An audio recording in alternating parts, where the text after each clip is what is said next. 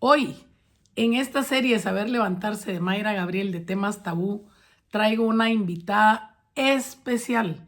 Una invitada que me la recomendó una familia, porque es una familia guatemalteca que tuvo que tener la experiencia de un trasplante de hígado en España.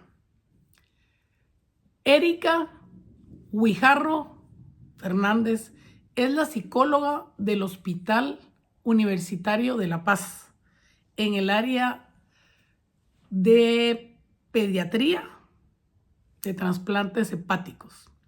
Me la recomendaron tanto. He querido llegar al momento que llegué hoy, que se logró, porque el que persevera alcanza. Y en estos temas tabú, hoy le voy a presentar lo importante que es ese respaldo emocional, tanto en el niño como en la familia que tienen este tipo de experiencias.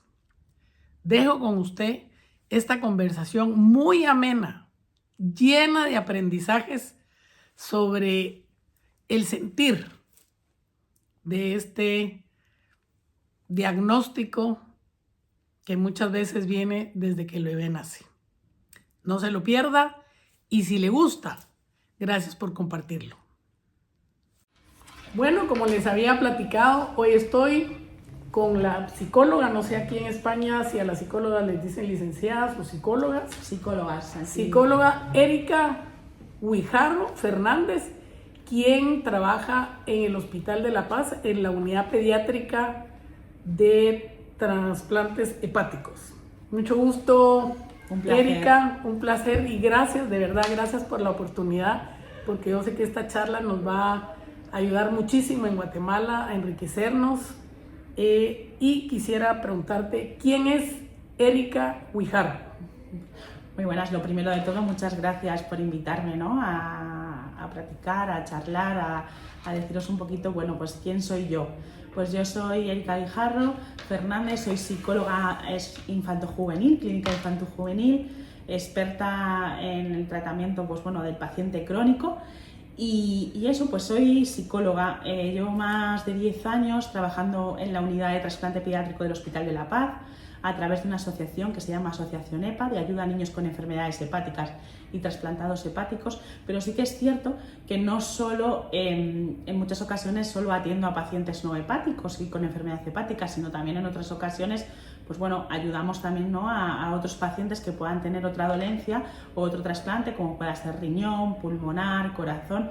O sea que sí que es cierto que al final podemos centrarnos, ¿no? en una dolencia, en una patología muy concreta, como pueda ser la hepática, pero sí que es cierto que es el común, ¿no? O sea, al final el paciente crónico, el paciente que necesita un trasplante o que necesita un tratamiento para curar, ¿no? una enfermedad al principio pues bueno, mortal, que luego posiblemente después del trasplante pues llega a tener una buena calidad de vida.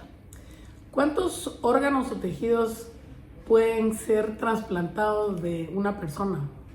Pues es cierto que al final órganos y tejidos son muchos los que se pueden trasplantar.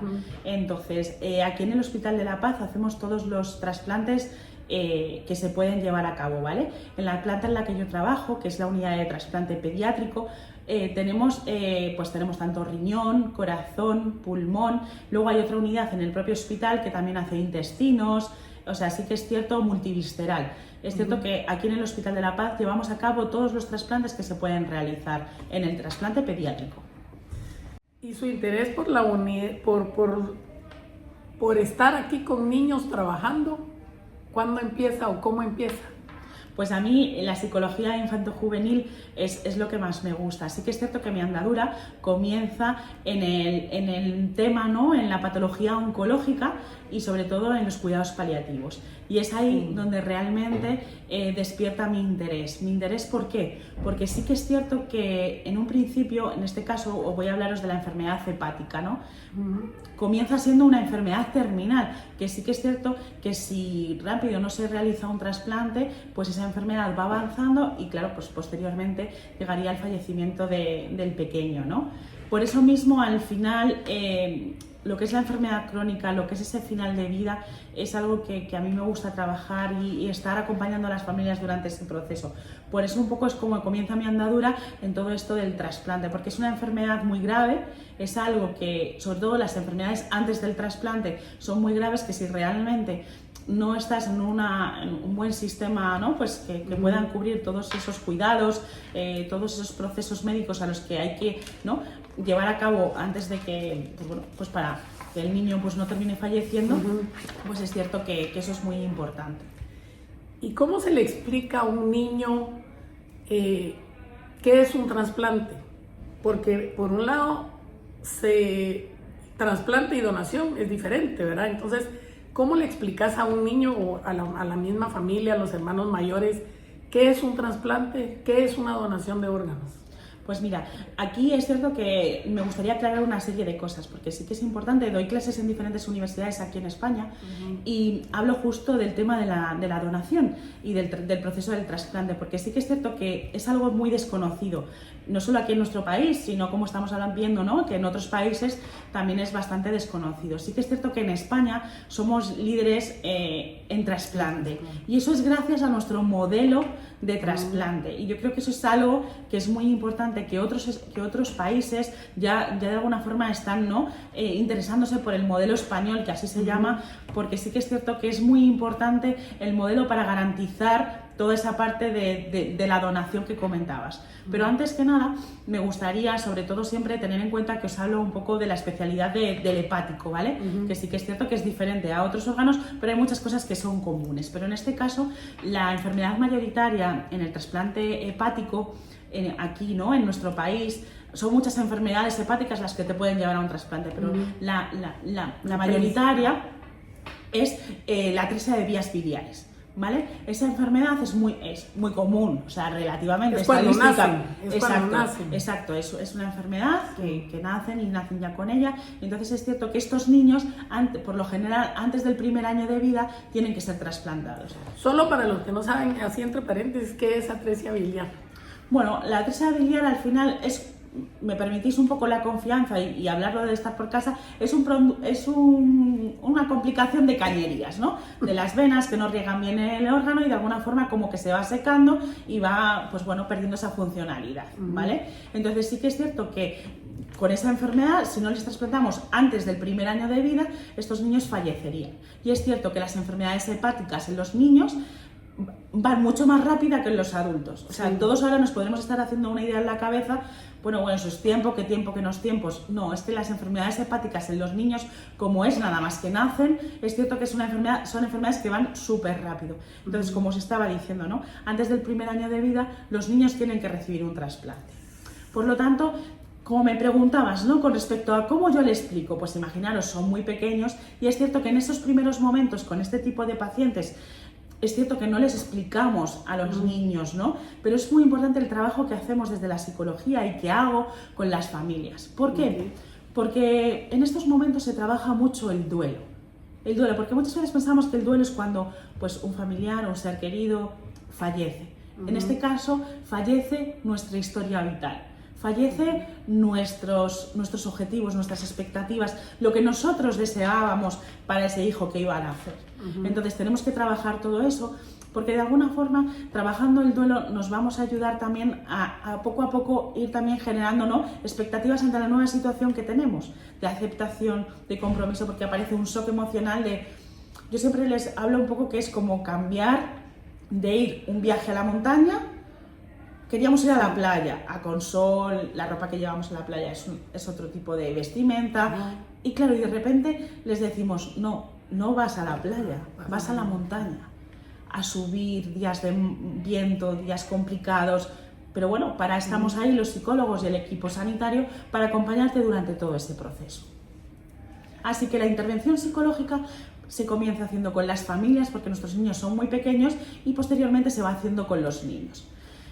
Y como me decías, ¿no? ¿Cómo le explicamos a los niños cuando luego también es cierto que al final, lo bueno de que al final el psicólogo esté integrado dentro de los equipos sanitarios también da soporte a los profesionales, a los médicos, enfermeras, auxiliares, ¿no?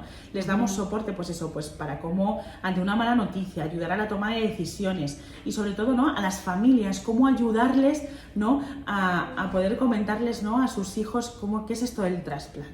Sí, porque digamos, la noticia, obvio, el niño se siente mal y la noticia tiene que llegar a los papás. Exacto. ¿Y qué pasa muchas veces? Que hay conflicto entre los papás, entre no, hay que hacer esto, mejor hágalo allá, porque las culturas son diferentes, las formas, los valores de cada uno, las religiones, ¿verdad? Entonces me imagino que te has encontrado con ese tipo de diferencias. ¿Qué pasa ahí? Pues mira, lo más importante que después de todo este tiempo trabajando con las familias, lo que me he dado cuenta es que de cada uno de nosotros necesitamos un tiempo. Y nosotros los médicos, los profesionales sanitarios, tenemos que conocer los tiempos de nuestros pacientes. Y es pues cierto que cuando hay que dar una noticia hay que darla. Sí. Pero para eso los psicólogos también formamos a los equipos, ¿no? Yo también doy charlas aquí en el equipo sanitario para ver cómo dar esas noticias, cómo tomar esa decisión, cómo incluir a la familia en esa toma de decisión. Es fundamental para que los pacientes no generen un rechazo y tengan tiempo para elaborar en su cabeza y coloquen sus emociones ante la situación que tienen delante. Y necesitan tiempo. Cada persona tiene sus tiempos. Y hay veces que hay malas palabras, negativas, pero todo eso sucede porque forma parte de la toma de decisiones y cuando eso sucede nosotros tenemos que estar ahí para coger todas esas emociones, validarlas y de alguna forma ayudarles, que no es convencerles, es ayudarles a que realmente resuelvan todas las dudas que tienen y dejarles su tiempo para llorar, para gritar, para enfadarse, a nivel emocional, dejarles fluir y que realmente sepamos qué es lo que ellos necesitan en cada momento. ¿Hay alguna experiencia que tú veas que es repetitiva? Digamos, miedos, culpas, que sentás que es como lo que más existe cuando se da la noticia de un trasplante. Creo que los niños al tener la información como que se calman. Los niños no son conscientes de lo que es, ni muchas veces no de la magnitud. Es cierto que somos los adultos los que ya de alguna forma tenemos esa mente, ¿no? De alguna forma, pues eso, al final más maliciada, si me permitís la palabra, ¿no? De que al final vamos a ver más allá de lo que realmente estamos. Los niños forman más parte del presente, ¿no? Pero es cierto que estamos hablando de niños muy, muy pequeñitos, ¿vale? Pero sí que es cierto que aparece mucho la culpa, el miedo a la pérdida, y se me va a morir ya, y cuánto tiempo le queda, y esto tendrá solución, y podrá hacer una vida normal, y si son niñas, y podrá ser madre si ella quiere, y podrá ir al colegio, aprenderá. Al final, pues es cierto que tenemos que romper muchos mitos de lo que significan los niños enfermos, ¿no? Y más cuando aquí en España hablamos de la discapacidad orgánica. No sé en vuestro país cómo está el tema de la discapacidad, pero aquí en España se reconoce la discapacidad orgánica, que no es una discapacidad física ni una discapacidad mental, es discapacidad orgánica. Y eso significa que hay un órgano de tu cuerpo que no funciona bien. Desde las asociaciones de pacientes hemos luchado mucho por esto. Porque es tremendamente importante que estos niños nosotros, si va a tener un trasplante con meses, pues tenemos que garantizarle por lo menos que viva hasta los 90 y muchos años. Sí. Por lo tanto, es cierto que va a haber muchos ingresos, van a tener que tomar una medicación de por vida y eso al final, las medicaciones tienen sus efectos secundarios y un desgaste en el organismo. No sabemos cuánto porque también esto es muy reciente, pero es cierto que tienen derecho a su discapacidad y es algo por lo que aquí en España hemos luchado mucho, seguimos trabajando en diferentes foros por ello y es cierto que es algo que es muy importante porque al final cuando un órgano no funciona bien hay que tenerlo en cuenta y hay que trabajar en todos los conceptos, ¿no? No solo el físico, sino también en el emocional y sobre todo en el administrativo, ¿no? Ayudas, discapacidad, nivel de gestión de los medicamentos, todo eso es muy importante porque es lo que llamamos la calidad de vida. Sí, sí. Porque muchas veces pensamos, no, es que el niño está en su casa, ¿vale? ¿Y el niño en qué condiciones está en su casa? ¿Cuáles son las necesidades que tiene? Todo eso tenemos que garantizárselo. Sí, porque la recuperación hay que prepararlo primero, ¿verdad? Claro. Tanto al niño que va a recibir como a la persona que va a donar. Claro, nosotros diferenciamos 3 fases, ¿vale? La pretrasplante, que es una fase muy dura, ¿no? Pues el esperar, ¿no? Si se incluye, pues porque tenemos, como bien sabéis, en el tema del hígado, es el único órgano impar de nuestro cuerpo que se puede trasplantar y se puede trasplantar en vida, ¿vale? Aquí en España se hace un estudio muy exhaustivo de los donantes vivos, ¿vale? Tienen que ser los progenitores más cercanos, papá o mamá. En el caso de que papá y mamá de alguna forma pues no puedan ser compatibles, pues se buscan a familiares cercanos. Aquí en España está todo muy regulado, ¿vale? Sí. Hay una serie de pruebas físicas, anatómicas, analíticas, bueno, unas pruebas médicas, ¿vale? Si eso todo lo cumplen, pasan a una valoración psicológica, ¿vale? Del estado del donante, para de alguna forma, pues bueno, garantizar que ese donante está en sus cabales y que está totalmente convencido de ello, y a nivel emocional y psicológico todo está correcto. Luego pasa el comité de ética del hospital, ¿vale? Para que de alguna forma ver los valores éticos y todo esto, que es muy importante ese punto. Y luego finalmente el último paso del donante vivo va al juzgado. Y delante de un juez, esto es muy importante. Delante de un juez, él de alguna forma afirma su deseo de donar. Y entonces el juez ahí le dice los derechos, que es libremente, un poco para que de alguna forma él, pues bueno, de alguna forma ratifique realmente ese derecho de donar. Porque es muy importante que todo el proceso del trasplante, por eso el modelo español es un modelo muy limpio, sí. Y es muy importante, porque eso garantiza que los órganos que llegan y que se trasplantan y cómo es el proceso de trasplante sea para todos igual, no da igual clase social, circunstancia. O sea, aquí persona. Da igual, esto sí. Aquí es una cuestión de la necesidad del paciente. Y ese juez, digamos, es en la oficina del juez, no es que el hospital la coordinadora de trasplantes. Las coordinadoras de trasplantes organizan todo esto, okay. Y facilitan. Sí, pero van al juzgado, en este caso van ahí a Plaza Castilla, que está muy cerquita de nuestro hospital, pero son los juzgados que hay en nuestra ciudad, ¿vale? En la ciudad de Madrid, en España. Y allí se coge una cita en el juzgado y es para la donación. Entonces allí van los médicos que van a realizar el trasplante, el donante y algún testigo, y entonces van y delante del juez, pues y el juez, ¿no?, emite un documento y ratifica un poco el proceso de la donación. Pero digamos, no es un trámite tedioso, complicado, no. Ya fluye, ya lo tienen. Tenemos todo, claro, aquí lo tenemos todo muy organizado, y el estudio de candidato intentamos agilizarlo lo máximo posible, que en un mes o mes poco pueda estar todo el estudio. Y sobre todo esto es muy importante, los tiempos. Como ustedes sabrán, ni no saben si no son sanitarios, son muy importantes los tiempos. Por eso es importante que todos los equipos estén como las piezas de un reloj, bien engranados, bien engrasados, para que de alguna forma todo vaya fluyendo y cada uno de nosotros sabe el papel que tiene. Y cuando toca decirle al otro, entras, ¿no? Esto es como entras al partido, te toca jugar. Pues de alguna forma todos sabemos cuándo es nuestro momento y cuándo nos toca actuar, para que así el paciente se sienta acompañado durante todo el proceso. Excelente. Y digamos, ¿quién tiene siempre más temores? Porque al niño también se le explica, y a los papás también se le explica, pero ¿quiénes tienen más temores?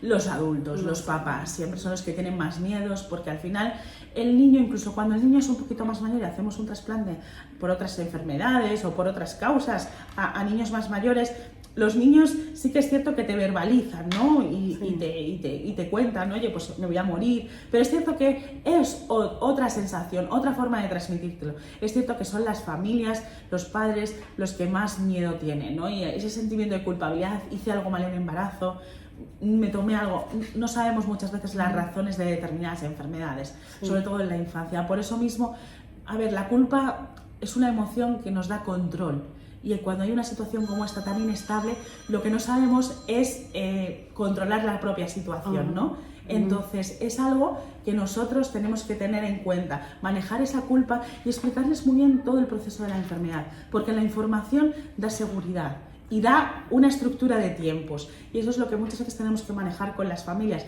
Muchas veces no sabemos los tiempos, si se van a variar, cada paciente es diferente, pero sí que sabemos cómo es el camino, y el camino tenemos que ir junto a ellos, acompañándoles y ir pues diciéndoles cuáles son las diferentes etapas.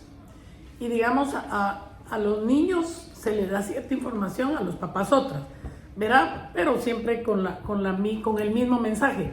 Intentamos que la información sea la misma. Sí, sí. Adaptada para cada edad, pero la información es la misma. No tenemos que huir de los pactos de silencio, sí. Incluso entre propios familiares, entre familiares y los padres y los abuelos. Sí, yo incluso hay veces que organizamos en las casas de los familiares, a modo café, a modo un poco más distendido, o en el propio hospital, reuniones un poco, porque los padres a veces no saben transmitirlo, les da miedo que les pregunten. Entonces hacemos esas charlas coloquios un poco para transmitir esa información a los familiares y que les quede claro. Y también recolocar, ¿no? Mucho, porque muchas veces también hay mensajes que da la gente de alrededor de no pasa nada, sí. Eso hace más daño que a lo mejor que les ayuda. Entonces sí que es cierto que intento también manejar mucho eso para que las familias les ayude y les garantice un poco todo, pues bueno, el estado emocional, el mejor estado emocional durante un proceso tan largo como es el trasplante. Y esto, obvio, es parte del programa español para tener el éxito que se necesita, la tranquilidad de las familias, pues. Sí, ¿verdad? O sea, yo creo que al final está mal que yo lo diga, ¿no? Como psicóloga, pero sí que es cierto que yo creo que al final es cierto que es muy importante lo crítico, el cirujano, sí. El especialista hepatólogo, los cuidados de enfermería, las auxiliares de enfermería, por supuesto. Los anestesistas. Todo, o sea, todo el equipo en general, por supuesto que es importante. Pero también la salud mental es fundamental, porque las cabezas si no van a 100 por hora. Y es cierto que hay estudios que demuestran, ¿no?, que el cómo tú afrontas la enfermedad, así también es el proceso. No podemos decir de que teniendo una actitud positiva te vayas a curar de una enfermedad crónica, de una enfermedad ni muchísimo menos, pero sí que es cierto, la actitud, como tú afrontas ese proceso, te va a ayudar a afrontarlo y a curarte, a saberlo llevar, a tener adherencia a los tratamientos, porque eso es otro tema muy importante que nos vemos con los adolescentes. Ajá. El que llega un momento que a lo mejor pues esa rebeldía, ¿no? Y probablemente yo muchas veces me gusta decir que no es un problema de rebeldía porque ellos quieran romper el mundo, sino es que su cerebro todavía se está formando, se está madurando. Entonces esa rebeldía que sienten por dentro, que no quieren tomarse las medicinas y eso produce, ¿no?, que puedan tener rechazo, tal. Pero no es tal, hay que explicárselo, hay que estar ahí, hay que acompañarles, y eso también es una de mis labores fundamentales, ¿no? Pues chavales que he conocido muy pequeñitos y que durante todo el proceso les vas acompañando, y eso es el gran éxito un poco de cómo tenemos estructurado, ¿no?, el apoyo psicológico en el hospital y sobre todo pues bueno, desde la asociación. Y a un niño, digamos, ¿cómo se le explica qué es un trasplante de relacionado vivo a un trasplante de muerte cerebral de alguien más? Pues mira, nosotros ahora recientemente creemos que pronto publicaremos un libro que hemos escrito un poco a modo cuento, ¿vale? Wow. Explicando un poco pues cómo es este proceso. Y un poco pues es así, a los más pequeñitos se lo explico de una forma muy sencilla. Y yo le digo, ¿qué pasa cuando un juguete tuyo va a trompicones, ¿no? O no termina, ¿no?, de jugar o de cantar o de funcionar? Pues las pilas, ¿no? Y me dicen, Erika, pues las pilas que no funcionan bien, que hay que ponerlo a cargar. Digo, pues ya está eso. O sea, al final el hígado es la pila de nuestro cuerpo, es la fuente de energía. ¿Qué le pasa a nuestro hígado? No funciona bien. Entonces, ¿qué hay que hacer? Pues hay que ponerlo a cargar, ¿vale? Pues hay que ponerlo. ¿Y cómo se te ocurre que puede ser? Pues es que no tengo para enchufar. Y digo, ¿no tienes para enchufar? Vale, entonces, cuando no es un juguete de enchufar, ¿qué hay que hacer? ¿Cambiarles las pilas? Digo, pues ya está. Vamos a buscar unas pilas, ¿vale? Buscamos unas pilas. Pues eso, Erika, ¿y eso es lo mismo que tienen que hacer conmigo? Digo, claro, que tienen que quitar. ¿Cuál es tu fuente de energía? ¿Cuál es tu pila? Mi hígado. Pues quitan tu hígado, que es una pila que no funciona, que está descargada, y ponen otra pila que tiene carga y que funciona. ¿Y dónde la sacan? Pues bueno, pues mamá nos puede dejar un trocito de su pila, porque su pila es grande, y luego con el tiempo el hígado es el único órgano impar que se puede trasplantar, como os decía anteriormente, y además es que yo les explico que es como el rabito de lagartija o la estrella de mar que luego crece. Sí. Pues entonces mamá o papá puede darnos un trocito de su hígado, nos lo ponen los médicos dentro de nosotros porque nuestra pila no funcionaba, ¿os acordáis?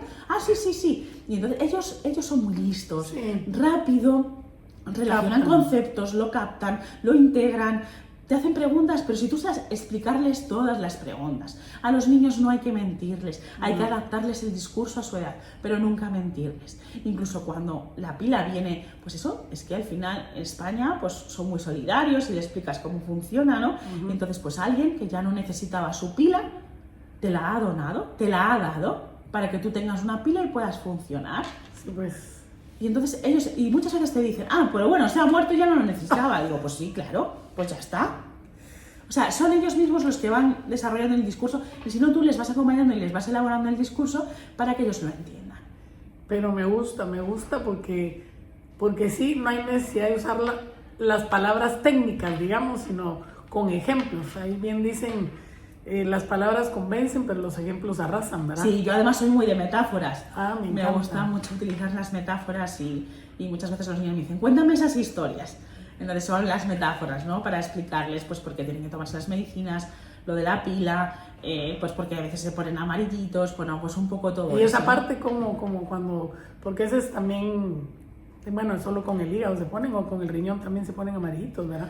Se ponen con el hígado, o sea, porque al final como la bilis no, de alguna forma, no la absorbe bien el hígado y demás, pues está circulando y entonces pues de alguna forma... ¿Y ahí qué les decís? Pues bueno, pues al final que tiñe, ¿no? sus venas, ¿no? Y que, bueno, pues que de alguna forma, porque por la sangre pues va la bilis, que es de color amarillo, por eso se tiñen de amarillo, y entonces pues los ojitos a veces se tiñen de amarillo, y que con el momento que cambiemos la pila, como es un filtro, porque yo les digo es que trabaja mucho el hígado, es que es muy importante, siempre me dicen, lo más importante es el cerebro y el corazón, y digo, yo no estoy de acuerdo, lo más importante es el hígado. Hace más de 500 funciones, es cierto que sin ningún órgano vital podríamos vivir, pero sí que es cierto que el hígado es un órgano fundamental. Hace más de 500 funciones. Y yo le explico, eso que me estás contando es la bilis. Es que el médico me dice que tengo que tener mucho cuidado, que no puedo ir mucho al parque, porque si me caigo, claro, porque si te das un golpe, te sale un hematoma. ¿Por qué? Porque interviene también en la coagulación de la sangre. ¿Os has visto? Es que el hígado hace muchas cosas. Entonces, bueno, pues de alguna forma intentas un poco relacionarle y decirle en qué interviene el hígado, porque los niños entienden igual que los adultos, y muchas veces a los adultos incluso se lo explico así, porque muchas veces hay que huir más, ¿no? Nos refugiamos muchas veces los sanitarios en términos, en cuestiones científicas, y es cierto que lo que mejor llega es lo que al final tienes al lado de casa, o sea, de andar por lo coloquial. ¿Y cómo les apoyas? Porque digamos entre inyecciones, entre jeringas, entre pastillas que hay que romperlas para que se las puedan tragar, esas metáforas, digamos, ¿cuáles? Exacto, mira, pues por ejemplo lo de las... la verdad es que los pinchazos eso lo suelen llevar bien la gran mayoría, ¿eh? Es cierto que son niños que desde muy pequeñitos están acostumbrados a los pinchazos. Es cierto que aquí tenemos un servicio, ¿no?, también de canalización de vías que es muy importante, ¿vale? Porque sí que es cierto que evitamos, ¿no?, que los niños se les pinche mucho, entonces de alguna forma les canalizan vías centrales, o aquí lo llamamos PICs, que son vías específicas un poco pues para no tener que estar pinchándoles, ¿vale? Pero sí que es cierto que de alguna forma el tema de los pinchazos es algo que por lo general, pues bueno, al final, pues el momento, ¿no?, del pinchazo pues lo llevan mal, pero eso no es algo que sea muy característico por norma general. Pero bueno, sí que dices lo de las pastillas, ¿no? Cuando luego, además son niños que luego, después de su trasplante, tienen que tomar inmunosupresores para que de alguna forma no rechazar el órgano. Pues eso lo trabajamos, hemos hecho un pequeño librito, ¿vale?, que explicamos, se llama Epita la pildorita, ¿vale? Y eso sí que ese sí ya lo tenés. Sí, ese sí que lo tenemos. ¿Me vas a dar uno? Sí, yo te facilito uno sin problema. Entonces, ese libro, un poco lo que explica es cómo hay que tomar, ¿no?, las píldoras, ¿vale? Es cierto que no es lo mismo una pastilla que una píldora, entonces muchas veces cuando te tomas una pastilla lo haces, ¿no?, haces para atrás, pero es cierto que las píldoras son de plástico, entonces flotan, entonces les explicamos a los niños que con metérselo en la boca y bajar la cabeza hacia abajo con la boca llena de agua, la píldora flota, entonces se va sola para atrás, entonces explicamos que hay una ola. De todas formas, cuando veas la infografía que te facilitaré para que la puedas tener, ya verás cómo lo vas a ver estupendamente. Y digamos, como siempre hay antónimos en la vida, ¿verdad? Cuando un trasplante no llega a feliz término, por complicaciones, por lo que sea, ¿Cómo se trabaja esa parte? ¿Cómo los ayudan ustedes como sanidad de salud a la familia o incluso al paciente que está por irse? Claro, pues acompañando, estando a su lado, dándoles apoyo en esos momentos tan difíciles, sobre todo que ellos puedan despedirse, puedan estar acompañando. También tenemos que tener en cuenta que son familias con las que pasamos y tenemos mucho vínculo. O sea, no son ingresos cortos, son ingresos largos, estamos hablando de mínimo 2 meses de ingreso, si las cosas todas van bien. Cuando esos trasplantes se complican, no van bien como a todos nos gustaría, lo que hacemos es siempre estar cerca de ellos, apoyarles, acompañarles, de alguna forma ir viendo, ¿no? Cada proceso. Claro, cada resbalón en el camino, cada circunstancia que nos hace ver que ese momento pues no es como nos gustaría, acompañamos y ayudamos, ¿no?, en esa toma de decisiones que son tan difíciles y tan duras, y estamos muy al acceso, ¿no?, de que puedan consultarnos, pasamos a verles todos los días, ayudamos, ¿no?, sobre todo también en ese proceso de despedida, ¿vale? Es una intervención, pues eso, más guiada, ¿no?, a ese momento de despedida. A mí siempre me gusta decirles a las familias que más me gustaría a mí poder eliminarles el sufrimiento, pero que de alguna forma mi papel aquí es acompañar el sufrimiento, porque el sufrimiento no se elimina, sino se acompaña y se alivia.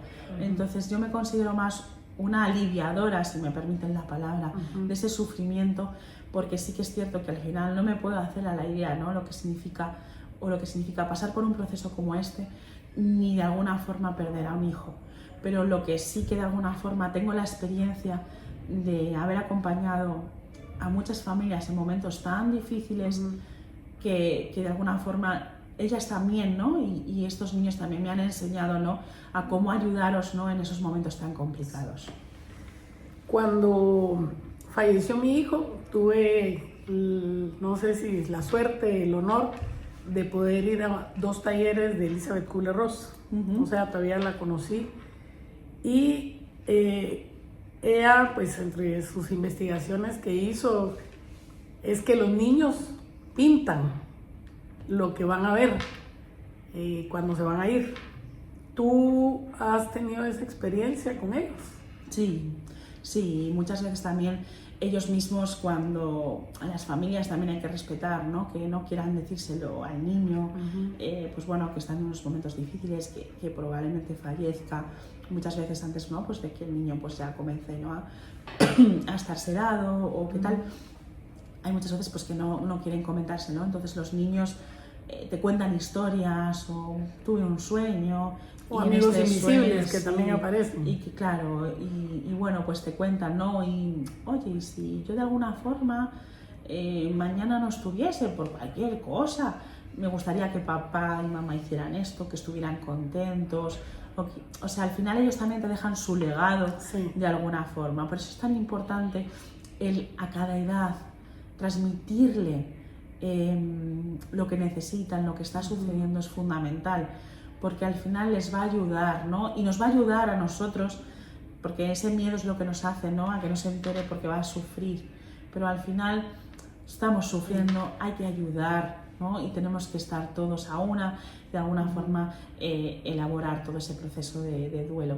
Nosotros también aquí en la planta, cuando hemos tenido estas situaciones, desde la planta escribimos una carta de condolencia. Tenemos un protocolo que es de carta de condolencia, y un poco este protocolo lo que quiere decir es lo siguiente. Es una carta que yo reúno al equipo que ha llevado, al equipo clínico que ha llevado al paciente y a la familia, y un poco pues hablamos todos, un poco también pues para cuidar al equipo, porque una pérdida, pues como os decía, ¿no?, de un paciente para nosotros afecta a cualquier persona, ¿no?, que fallezca, pero sí que es cierto que son pacientes con los que tenemos mucho trato, por lo tanto reunimos al equipo, pues bueno, al final es un poco lo que sería un grupo, ¿no?, de respiro, comentamos cosas que a destacar de la familia, comentarios del niño, cosas que nosotros consideramos importantes. Entonces, con toda esa información, luego yo elaboro una carta de condolencia, de despedida, de lo que ha significado pues esa familia, ese niño para nosotros, de cómo hemos visto nosotros los cuidados, cómo los hacían, un poco poniendo en valor el estar y el saber estar y de alguna forma toda la evolución de esa familia. Y finalmente quedamos a su disposición y les ayudamos. Y se les ayuda en las etapas del duelo. Exacto, firmamos la carta entre todo el personal del equipo que quiera y esa carta se la mandamos a sus casas, pasado por lo menos un par de semanas después del fallecimiento. Y luego llamo por teléfono y estamos accesibles a poder, ¿no?, pues vernos después del duelo, incluso pues bueno, ayudarles a elaborar el duelo. Si son de cerca pues podemos seguir viéndolos, pero es cierto que nosotros tenemos familias de todo el territorio español. Y también extranjeros. Exacto, entonces muchas veces nos es complicado el poder gestionar, ¿no?, el poder vernos y demás. Siempre que se puede, sino también los derivamos a servicios especializados para que ellos sientan pues ese acompañamiento y no se sientan solos. Y esto, digamos, yo sé que aquí la medicina está muy cubierta por el gobierno, pero esa ayuda viene también respaldada por la misma unidad de... Por la asociación. Por la asociación EPA. Claro, por EPA. Todo esto forma parte de la asociación EPA. Por eso es tan importante que las asociaciones de pacientes estén consolidadas y formadas, porque sí que es cierto que al final, pues bueno, los sistemas sanitarios pues bueno, tienen mucho gasto en muchas cosas que es cierto que asociaciones de pacientes no podrían cubrir. Entonces sí que es cierto que a mí siempre me gusta decir de que al final la asociación de pacientes y el Sistema Nacional de Salud nos juntamos para dar el mejor servicio a las familias, porque es cierto que el Sistema Nacional de Salud en nuestro país también tiene psicólogos, ¿no?, y especialistas que acompañan a las familias, pero es cierto que tiene una perspectiva mucho más de patología, y esto es una cuestión más de salud emocional, del cuidado, de la prevención. Nos gusta mucho trabajar desde la prevención, porque por supuesto estas familias, como no van a tener un desajuste emocional, pues después de todo el golpe, ¿no?, emocional que esto supone, por supuesto, pero no tienen por qué caer en una depresión. Por eso nosotros trabajamos mucho en prevención. ¿Qué pasa con qué tan importante es cuando hay un paciente? ¿Cómo funciona el respaldo de la familia o de los amigos cercanos, pues, de esa familia o del paciente? O sea, ¿hasta dónde hay un límite de querer estar, de querer acompañarlos, de no estorbar, digamos? Claro, yo creo que aquí surgen varias dificultades, ¿no? Es cierto que cuando a un ser querido le pasa algo y es cercano a la familia, ¿no?, la gente se vuelca. Pero como os decía, esto no es una cuestión muy crítica de un momento, ni un día ni 2 días, es algo que se alarga mucho en el tiempo. De alargarse tanto en el tiempo, también existe el efecto, ¿no?, de que la gente pues se agota o no sabe estar. Entonces también las familias sufren un poco esa dejadez o ese no saber estar, pero yo creo que es que, no sé si pasará también en vuestra cultura, yo creo que eso también es muy cultural, ¿no? Sí. El hecho de cómo estar ante la enfermedad. ¿Nos enseñan? ¿No nos enseñan? Esto yo creo que es una cuestión, por lo menos aquí en España, de una asignatura pendiente, ¿no? Sí. Porque sí que es cierto que al principio nos volcamos todos mucho, pero en el trabajo, si tienes hijos, y no sé qué, o sea, al final la vida te absorbe y al final pierdes un poco la perspectiva de lo importante. Pues eso un poco también les pasa a las familias, que sienten que al principio las familias se vuelcan mucho, pero luego poco a poco o le quitan importancia a la propia situación. Otra vez hemos ingresado, otra vez tiene fiebre, otra vez tiene colangitis, otra vez antibiótico, tenemos 2 semanas de... Bueno, pero ya verás, en un par de días... Ya, pero todas esas cosas al final a las familias les sienta todavía peor. Entonces al final sí que es cierto que desde la asociación otra cosa importante, ¿no?, es que al final tú puedes hablar con iguales, con gente que siente lo que tú y que siente lo que tú cuando otros le dicen lo mismo que te dicen a ti. Pues bueno, al final la empatía, ¿no? La empatía de encontrar a tus iguales en circunstancias parecidas, que a lo mejor son enfermedades diferentes o procesos diferentes, porque no hay niño igual ni enfermedad igual, ¿vale? La enfermedad es individual de cada ser. Sí. Entonces yo creo que eso es muy importante también, ¿vale? El también preparar a la familia, eso también es algo que es parte de mi trabajo, ¿no? Muchas veces yo también hablo con las familias de decir, es que me agobian, Erika, porque ahora cuando llega a casa, dar explicaciones o mandar mensajes todos los días, con lo cansada que termines pues, de las medicinas, de los cuidados, bueno, pues ayudas, ¿no?, a poner un interlocutor, al final les das herramientas para poder manejar todo eso que a ellos también les genera mucho tormento emocional. Y esos son papás, hermanos, abuelitos. Exacto, amigos, vecinos, el colegio. Yo también voy a los colegios, a cómo los colegios tienen que seguir cuidando de nuestros niños, porque es fundamental. El colegio es algo que no cambia para los niños, sí. Y más si tienen hermanos. Por favor, no nos olvidemos de los hermanos. Yo siempre digo que es el eterno olvidado, porque nos centramos en el paciente. En el niño, por supuesto, cómo no, en lo más grave, en lo que genera más dolor, pero por favor no nos olvidemos, aunque le dejemos con los abuelos, con los tíos, con los primos, por favor no nos olvidemos, expliquémosle qué está pasando, para que él no imagine, expliquémosle como las cosas como son, no les mintamos, todo eso es fundamental. Sí, eso es importantísimo, es el mismo sentir cuando se va alguien, ¿verdad? Que es seguirles dando su lugar. El otro día, habiendo una plática tuya, tú decías que uno no tenía que enfocarse en el problema, sino en la persona. Pero el problema lo tiene la persona y lo que hay que resolver. O cómo, me quedé un poco confusa, si me lo puedes ampliar un poquito. Sí, yo eso siempre lo digo mucho con respecto a los profesionales sanitarios, ¿no? Cuando hablo, pues eso, que al final nos centramos mucho en la enfermedad, porque el hígado no funciona, esta analítica no está bien, y nos olvidamos de que ese problema lo tiene una persona, y hay que ver a las circunstancias de esa persona. Pero al final nos pasa a nosotros mucho en nuestro día a día, ¿no? Sí. Estamos obcecados a lo mejor en un problema, en algo que no nos deja dormir, y realmente perdemos un poco la sensación de quién soy yo, qué estoy haciendo aquí, porque al final si nos centramos mucho en el problema, nos olvidamos de tener que buscar soluciones. Entonces, sí que es cierto que hay que tener una mirada mucho más amplia. El problema son circunstancias, pero hay que verlo desde fuera y decir, vale, está ahí. ¿Qué consiste ese problema? Pues vamos a buscar, ¿no?, cómo solucionarlo. Porque de alguna forma las preocupaciones existen, pero también existen las soluciones. Lo que pasa es que si nos dejamos llevar por las preocupaciones, sí, al final uno se preocupa porque no se ocupa. Esto es un se juego. preocupa Ya os porque decía, se preocupa, ya os claro. decía que yo me gustan mucho las metáforas y los juegos de palabras.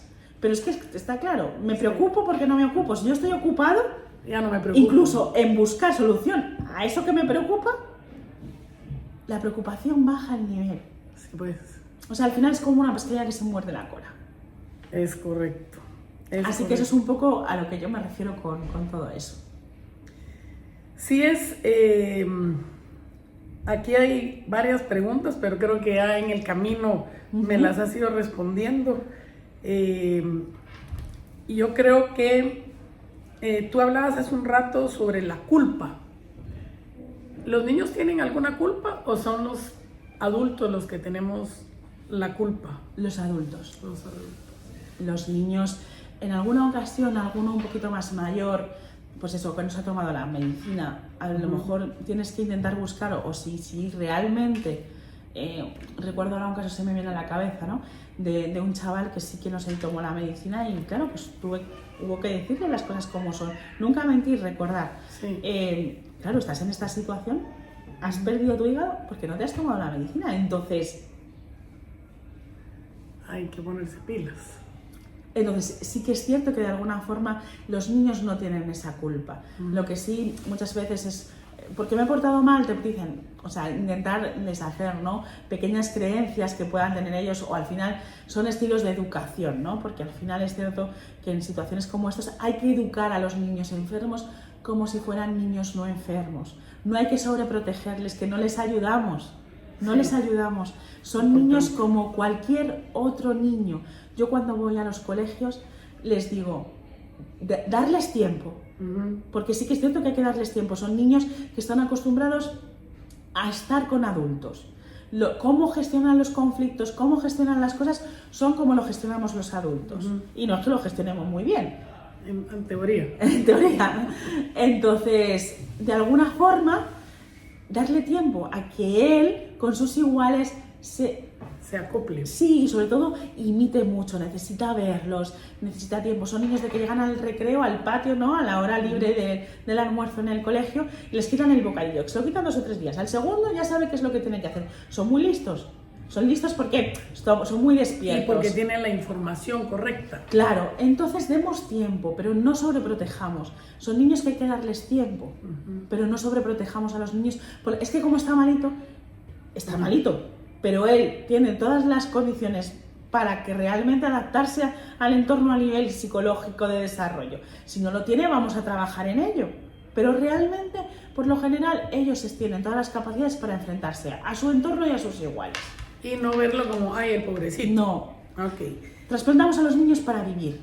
Y hay que dejarles que ellos vivan, que disfruten, que se caigan, que corran, que lo prueben, siempre dándoles información. O sea, esto es no, por ejemplo, cuando tenemos una consulta que es la de transición con unas enfermeras, ¿no? Que es la consulta cuando son adolescentes y están haciendo, ¿no?, el cambio hacia el hospital de adultos. Ahí siempre le decimos, hay que explicarles las cosas como son. O sea, es que no bebas. Bueno, vale, pero yo te voy a explicar por qué no tienes que beber alcohol. Sí. Porque es como si tú, o sea, al final a nadie nos viene bien que bebamos alcohol. Pero es que tú has comprado más boletos de la tómbola para desarrollar un cáncer de hígado, o sea, porque al final tu medicación y tus circunstancias de salud condicionan que tengas más prevalencia, más boletos de la tómbola, como yo le digo, para que te toque. Claro. Pero eso no significa que a mí no me vaya a tocar, pero... Digamos, hay una frase que después viene la otra pregunta. ¿Qué impacto de vida ha encontrado que existe en los niños que han sido trasplantados? O sea, hay un sentir diferente de saber que ahí sí que tienen la pila... No, ellos no ven la diferencia. Mira, tuve, al principio de empezar en todo el tema del trasplante, estuve un par de años en adultos. Y es cierto que los adultos sí tienen ese concepto. Sí. Y tienen otra actitud y otra forma de enfrentarse a la vida después de un trasplante. También es cierto que el hecho de que les lleva a tener un trasplante en adultos es muy diferente que en la infancia, ¿vale? Entonces, eso es lo que realmente condiciona un poco ese pensamiento. En los niños ese pensamiento no existe, ¿vale? Cuando tú decís niños, 7, 8 años, pero 6, no, incluso...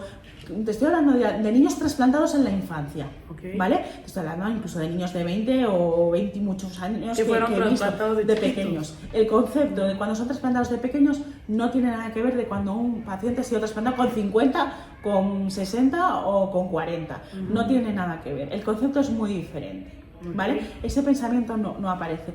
Pero son niños que pueden hacer cualquier cosa. O sea, son niños que realmente su condición de ser trasplantados... A mí siempre me gusta hablar no de limitaciones, sino de condiciones. Es cierto que tú tienes que cuidarte más que cualquier niño de tu edad, pero tú puedes hacer lo mismo. Limitaciones, no condiciones. Es algo que para mí es muy importante. Porque al final la limitación es como un concepto negativo, ¿no? Pero yo tengo condiciones con respecto a esto, pero no me limita. Claro, porque ya la sé. Claro, entonces, y que las condiciones, que sí puede, que no claro, puedo. Me adapto. Oye, pues... ¿Yo puedo correr una maratón? Puedes correr una maratón, pero te tienes que preparar. Pero sabes que a lo mejor tienes unas condiciones de, como decíamos, ¿no? Tu pila, tu hígado, tal, pues tendrás que regularte los tiempos, descansar bien, comer bien. Pero por lo demás... Si yo te dijera cuál es la experiencia más... Puede ser triste y puede ser enriquecedora a tu alma en todos estos años que llevas. Pues mira, casi simplemente el hecho de pensar la palabra y la pregunta me emociona. Me emociona porque para mí cada día es aprender. Y para mí es una suerte estar cerca de estas familias y sobre todo de estos niños. Porque el más pequeñito prácticamente que a veces he visto con días en la unidad de neonatos me ha enseñado. Entonces, para mí, ¿qué es la experiencia? La experiencia son todas. Porque al final... Para mí, y tengo la suerte, que se lo digo muchas veces al equipo clínico, a los médicos, se lo digo muchas veces, yo tengo la suerte de no solo estar en el momento crítico, tengo la suerte luego de compartir con estas familias en la asociación. Y para mí es vital ver cómo niños que he visto en situaciones muy, muy críticas, luego saltan, corren, son disfrutones como ellos solos. O sea, yo eso es lo que siempre les transmito a las familias, son disfrutones. O sea, realmente durante sus primeros años de vida hicimos un stand-by. Y una vez que tienen su órgano y ellos se recuperan, son vividores. O sea, no he visto a niños disfrutar más de las cosas que ellos. Se acercan en las fiestas que hacemos o en las jornadas que hacemos, nos vamos de campamento y tal, te acercan y te dicen, joder, Erika, esto que habéis preparado es súper chulo, lo estamos pasando en grande. O sea, son disfrutones como ellos solos. Y para mí la suerte es poder trabajar con ellos porque me enseñan cada día lo que es vivir. Lo que es vivir. Sí. ¿Y cómo te dicen ellos? ¿Cómo se refieren a ti? Digamos, porque una cosa es cuando se refieren a ti y te hablan a ti, y otra cosa me imagino que es cuando están entre ellos hablando de ti. Bueno, la verdad es que me tienen un tremendo cariño y yo creo que eso también es parte del éxito, ese vínculo. Yo trabajo mucho ese vínculo, tanto con las familias como con los niños. ¿Te quieren mucho? Sí, y yo también los aprecio un montón. Sí. Pero entonces, ¿cómo te dicen? Erika. Erika. Sí, para ellos soy Y así Erika. atrás de cámaras no te dicen, no te mencionan, sí, pues cuando les dices me llaman Eri, muchos, ¿no? Eri. Así más cercano, ¿no? Pero la verdad es que es un gusto porque me quieren un montón, yo los quiero a ellos también. Y luego cuando son mayores me mandan WhatsApps y me escriben, oye, mira, que es que me recuerdo, ¿no? Oye, Erika, es que mira, me he echado una novia, quiero darme un beso con ella, ¿tú crees que tendrá virus? ¿Me contagiará algo? Y digo, relájate. Sí, no, yo de verdad, desde el año pasado, creo que cuando fue el trasplante de la familia de Guatemala aquí, tú venías de vacaciones y por eso no te pude conocer en ese momento, pero sí desde de los abuelitos Sí. te tienen un súper cariño y de verdad la abuelita me decía, por favor, conocerla, es que mira, es que es excepcional, ella hace un gran trabajo y te agradezco de verdad muchísimo por este tiempo. Pues nada, sí, justo venía de una baja porque fui mamá en mayo. Uy. Entonces me incorporaba desde de la baja durante unos días porque la baja me la fui cogiendo a trocitos porque yo sé lo que significa, ¿no? Dejar esto solo. Sí. Y sí que es cierto que aún así yo estando de baja estuve muy en contacto con todas las familias que estaban, porque al final esto no para, siempre estamos ahí. Pero al final esto no es un trabajo, esto es una vocación. Es una vocación. Y es realmente estar acompañando a las familias. No hay horas, no hay días, son súper respetuosos, pero sí que es cierto que cuando necesitan tu ayuda es porque la necesitan. Entonces ellos tienen mi teléfono y en cualquier momento pues podemos charlar, podemos hablar. Cualquier duda es un placer acompañarlos. Y bueno, y esta familia les tengo un cariño muy grande porque al final los conozco de hace tiempo. Y Más bueno, de 10 años. Sí, y además yo siempre digo, ¿no? Que el esfuerzo, ¿no? Y lo que significa hacer un viaje desde tan lejos en una situación tan importante. Por eso, por favor, generar esas unidades para que estas familias tampoco rompan sus raíces, ¿no? Porque yo he vivido mucho tiempo también fuera por trabajo de mi padre y bueno, eso es duro cuando vives fuera. Sí, y te tenía una pregunta y se me fue, Dios mío. No, ¿por qué porque una cosa es todo el equipo médico, la operación médica, digamos, de hospital? ¿Por qué es importante tener una asociación como EPA, por ejemplo, que es un complemento, es algo para darle seguimiento?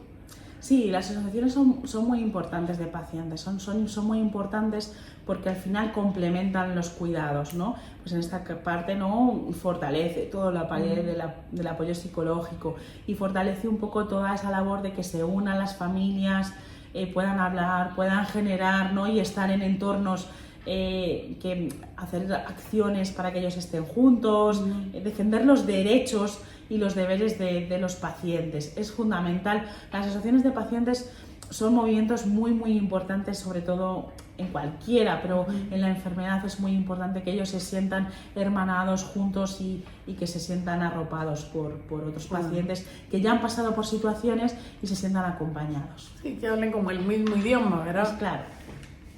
¿Hay alguna película, libro que nos pueda recomendar para entender un poco todo el el dilema o las experiencias de los que pasamos, los que donamos o los que recibimos. Es cierto que hay películas y demás, pero es cierto que recomendar algo es complicado. Porque ¿sabes lo que pasa? Que esto es la vivencia de cada uno. Sí. Entonces yo siempre mejor aconsejo, diríjanse, ¿no?, a asociaciones que estén reguladas, que estén controladas y que de alguna forma, para que puedan ayudarles, porque ellos van a saber cómo ayudarles en cada parte del mundo, ¿no? O sea, al final es cierto, incluso aquí en España, cada región, cada localidad funciona de una forma. Entonces es importante que cada uno podamos dirigirnos, ¿no?, a estas asociaciones que estén regladas para que de alguna forma podamos obtener la información veraz de lo que nos está sucediendo y qué es lo que nosotros podemos hacer o cómo nos pueden ayudar. Así es. Ahora, Erika, yo te voy a decir palabras y lo que se te venga de primero. ¿Te parece? Perfecto. Amor. La familia. Alma. Pues un poco de todo, de trabajo, familia, pues bueno, la esencia de lo que soy y lo que hago. Es correcto. Muerte cerebral.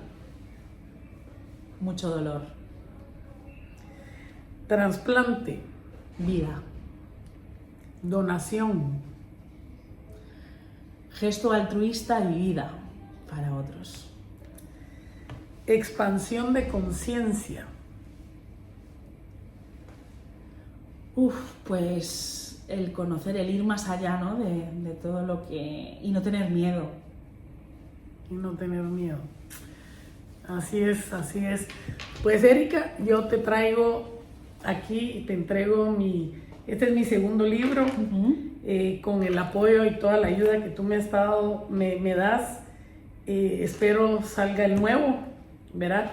Pero este es para ti. Espero que en tus momentos de ocio o lo poquito que te queda de tiempo libre, pues lo puedas disfrutar. Estoy segura de que lo leeré con mucho cariño. ¿Verdad?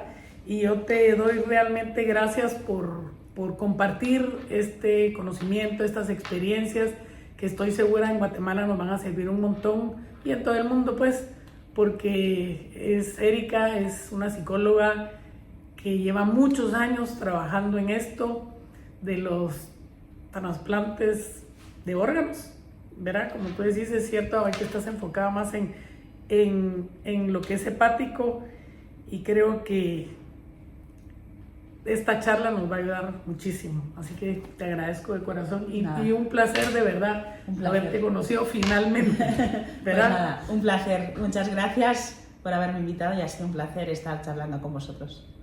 ¿Y algún mensaje final para Guatemala que es importante que hagamos? Pues mira, aquí es algo que es nuestro lema y es donar, es amar. Y bueno, pues a vivir, a disfrutar y a donar, por favor. Que es una educación, ¿verdad? La que debemos de tener. Exacto. Así que pilas, patojos, y sigamos adelante.